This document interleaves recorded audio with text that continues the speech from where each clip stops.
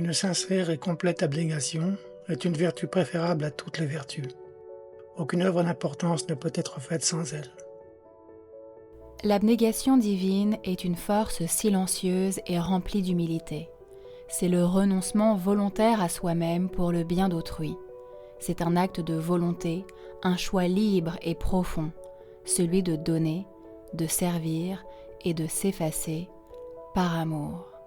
Elle est au cœur de toute vraie grandeur, le parent qui veille sans dormir, l'ami qui écoute sans juger, le travailleur qui donne plus que ce qu'on attend.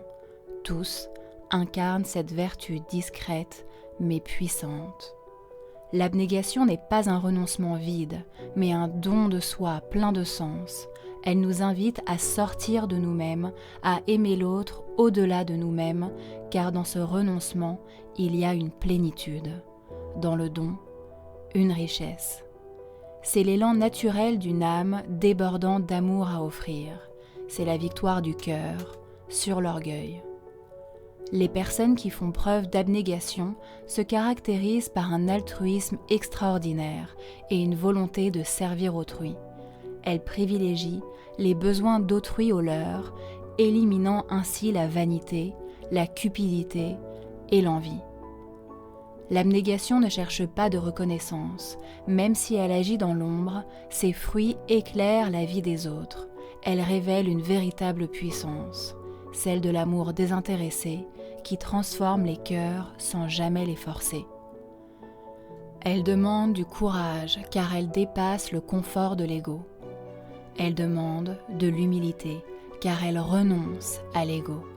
Mais elle apporte une paix qui n'est jamais sacrifiée. La paix de celui ou celle qui aime sans limite.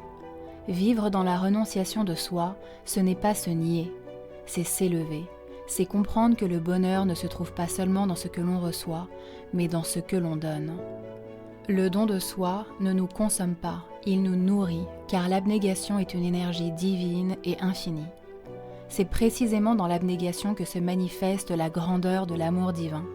L'image la plus forte de cette abnégation divine se retrouve dans la personne du Christ. De condition divine, il n'a pas regardé son égalité avec Dieu comme un privilège à savourer seul. Il s'est sacrifié, portant notre condition jusqu'à la croix. Voilà l'abnégation divine, un amour qui se sacrifie sans rien attendre en retour.